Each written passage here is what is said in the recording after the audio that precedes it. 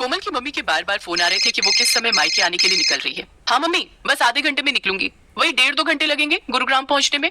रास्ते में बहुत जाम मिलता है, तो मेट्रो से आ जाओ। मम्मी वो अटैची और बैग भी है ना, इसलिए मैंने कैब कर लिए। आप टेंशन मत लो, मैं आ जाऊंगी। ठीक है कोमल, आ जाना टाइम से, मैं खाना तैयार रखूंगी। कोमल फोन पर कुछ और कहती है, उससे पहले ही फोन कट गया।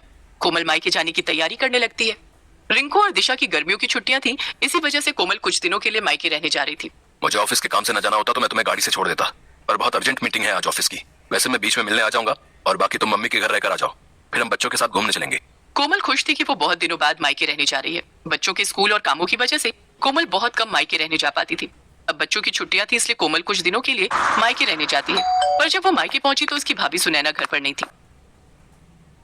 नानी माँ, मुझे मैंगो शेक पीना है। नानी माँ, मुझे मैंगो खाना है। हाँ हाँ बच्चों रुको, मैं अभी तुम दोनों के लिए मैंगो भी लाती हूँ और मैंगो शेक भी। मम्मी, भाभी अपनी मम्मी के घर से कब तक आएंगी? बस आने ही वाली होगी, मैंने उसे बता दिया था कि तुम आने वाली हो।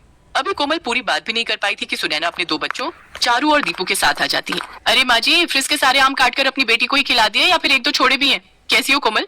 नमस्ते भाभी, मैं ठीक हूँ। वो बच्चे मैंगो की जिद। हाँ हाँ, आम का सीजन है और बच्चे अपने मामा के घर आए तो आम तो खाएंगे ही ना। ये देखो, मम्मी ने पके हुए बढ़िया दशहरी आम खाने को दिए, पूरे 5 किलो हैं। अब देख लो, पिछली गली में मेरा घर है, फिर भी मम्मी पापा मुझे सामान देते ही रहते हैं। सुने ना, कोमल भी आम और लीची लेकर आई है, फ्रिज में रख दिए हैं। अच्छा किया, वैसे भी अब कुछ दिन यहाँ रुकोगे तो बच्चे तो कुछ ना कुछ खाने को मांगते ही रहते हैं। अच्छा, मैं ये आम फ्रिज में लगा कर आती हूँ। सुनैना रसोई में चली जाती है, पर कोमल उस समय गुस्से में थी। मम्मी, यही वजह है कि मैं यहाँ ना पसंद नहीं करती हूँ। मेरा तो मन ही नहीं था कि मैं इस बार छुट्टियों में मायके आऊँ। सुधीर तो बोल भी रहे थे कि कहीं घूमने चलते हैं। मैंने उन्हें मना कर दिया कि नहीं, पहले मैं कुछ दिन मम्मी के घर जाकर आऊंगी, इसके बाद घूमने जाएंगे। बहुत बड़ी गलती कर दी जो मैं यहाँ गई। अगर भाभी का यही रवैया रहा ना तो मैं फिर कभी नहीं आऊंगी मायके। अरे सुनैना की बातों पर ध्यान मत दिया कर, वो ऐसी ही है। उसे समझ नहीं है कि कब क्या बोलना चाहिए। और ये घर मेरा है, तेरी माँ का है। अभी क्योंकि मैं जिंदा हूँ इसलिए तू अपनी माँ के घर आई है, आराम से रह। आज तेरे पापा जिंदा होते तो तेरे आने पर पल के बिछा देते। कोमल देखती है उसकी माँ की आंखों में आंसू आ जाते हैं, इसलिए कोमल उस समय चुप हो जाती है और बात को बदल देती। मम्मी, भैया को ना फोन मिला दो, उन्हें कहना मेरे लिए बंगाली रसगुल्ले लेते हुए आएंगे, बहुत मन हो रहा है। तभी कोमल का भाई आ जाता है। अरे मुझे पता है तू आने वाली है, इसीलिए मैं रास्ते में हलवाई से बंगाली रसगुल्ले लेता हुआ आया हूँ। ये ले, तेरी पसंद के बंगाली रसगुल्ले, वो भी छोटे वाले।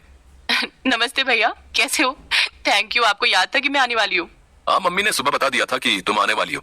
और जीजू कैसे हैं, सब बढ़िया? जी भैया, सब ठीक है। देसी घी लाए हो? मैंने बोला था देसी घी खत्म हो गया, लेते हुए आना। अरे मैं भूल ही गया, सॉरी। काम की चीज तो तुम भूल ही जाओगे जो मैंने बोली है। बहन के लिए रसगुल्ले लाना नहीं भूले, और देसी घी भी मैं अपने लिए नहीं बोल रही हूँ। रिंकू और दिशा देसी घी के पराठे खाते हैं। कोई बात नहीं भाभी, पराठे की इतनी जरूरत नहीं है, बच्चे सादी रोटी भी खा लेते हैं। और दाल चावल बने हैं ना, तो उसके साथ रोटी की जरूरत नहीं। नहीं नहीं, मुझे सारी जिंदगी ये थोड़ी सुनना है कि बहन मायके रहने आई और उसे और उसके बच्चों को देसी घी खाने को नहीं मिला। जाओ रवि, आप लेकर आओ। हाँ हाँ, जा रहा हूँ। ये बात तुम सीधे मुंह से भी तो बोल सकती थी, इतना घुमा फिरा कर क्यों बोली? उस समय रवि देसी घी लेने के लिए चला जाता है। सुनैना आगे पीछे तो ठीक रहती थी, पर जैसे ही कोमल कभी रहने के लिए आ जाए तो वो ऐसे ही व्यवहार करती थी।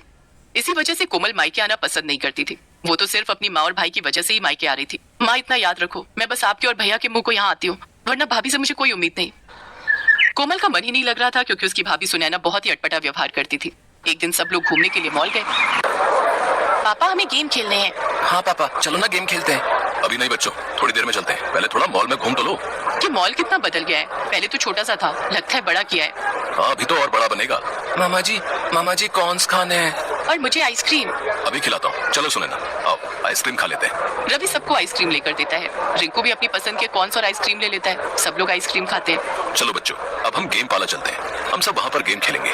रवि जैसे ही सबको गेम पार्लर ले जाने लगता है तो वो देखता है कि आज गेम पार्लर बंद है। भैया, गेम पार्लर बंद है।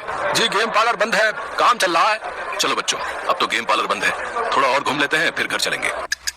रवि सबको घर ले आता है, पर घर आकर सुनैना गुस्से में अपने कमरे में चली जाती है और रवि से बुरी तरह लड़ने लगती है। सुनैना, तुम फिजूल की लड़ाई कर रही हो। मैं लड़ाई कर रही हूँ? मैं? ये लड़ाई तुम्हारी बहन और उसके बच्चों की वजह से हुई है। तुम्हें जब चारू और दीपू ने बोला कि पापा गेम पार्लर चलो, तो तुमने उनकी बात पर ध्यान नहीं दिया, और जैसे ही तुम्हारी बहन के बच्चों ने तुमसे आइसक्रीम और कॉर्न्स की फरमाइश की, तुमने फौरन खरीद कर दे दिए। तुम्हारी बहन तो चाहती यही है कि हम दोनों की लड़ाई हो। वो आती है और हमारे घर में कलेश छिड़ जाता है। चुप हो जाओ सुनैना, कोमल सारी बातें सुन रही होगी, उस पर क्या बीतेगी तुमने सोचा भी है? कोमल इस घर की बेटी है, मेरी बहन है। अगर तुम्हारे घर में तुम्हारे साथ ऐसा हो तो तुम पर क्या बीतेगी सुनैना? थोड़ा होश में आओ, तुमने आज बहुत बोल दिया। कोमल सब कुछ सुन चुकी थी। कुछ देर बाद जब सुनैना शांत हो जाती है, रवि भैया, चारू और दीपू के एडमिशन की बात सुधीर जी ने स्कूल में कर ली है। आप चिंता मत करो, अब इन दोनों का एडमिशन भी रिंकू और दिशा के स्कूल में हो जाएगा। छुट्टियों के बाद आपको एक फॉर्म फिल करना है, बाकी सारी बात सुधीर जी ने कर ली है। अब जीजू को मेरी तरफ से थैंक यू बोलना। वैसे मैं भी उन्हें पर्सनली फोन कर दूंगा। इतने समय से एडमिशन की वजह से मैं बहुत परेशान था। सुधीर जी ने बहुत बड़ा काम कर दिया। कोमल वापस जा रही है रवि। सुनैना की बातों से इसका मन बहुत दुखा है। हाँ भैया, अब मन बहुत दुख चुका है और आप प्लीज मुझे रोकना मत। मैं नहीं चाहती कि मैं आपके और भाभी के झगड़े की वजह बनूं। मेरी कैब आ गई है, मैं चलती हूँ। कोमल जैसे ही बैग उठाने लगती है, सुनैना उसका हाथ रोक देती है। कोमल सॉरी, मैं जानती हूँ मेरी वजह से तुम्हारा मन दुखा। तुम हमारे लिए इतना सोचती हो और मैंने तुम्हें कितना कुछ गलत बोल दिया। ऐसे अचानक मत जाओ, सुधीर जी गलत सोचेंगे। कुछ दिन और रुक कर जाना। बच्चे बहुत मन से अपने मामा मामी के घर आए हैं, मैं ऐसे नहीं जाने दूंगी। मैं जानती हूँ मैंने गुस्से में बहुत गलत बोल दिया, पर मैं ये भी जानती हूँ कि तुम मुझे माफ कर दोगी। भाभी प्लीज आप मेरे से सॉरी मत बोलो, आप मुझसे बड़े हो। सारे गिले शिकवे दूर हो जाते हैं और मन की कड़वाहट खत्म हो जाती है। सुनैना और कोमल एक दूसरे के गले लग जाती हैं। सब कुछ ठीक हो जाता है। रिश्ते फिर से सुलझ जाते हैं। सुनैना ने अपनी गलती मानी और उसे एहसास हुआ कि जैसे वो अपने घर की बेटी है, वैसे ही कोमल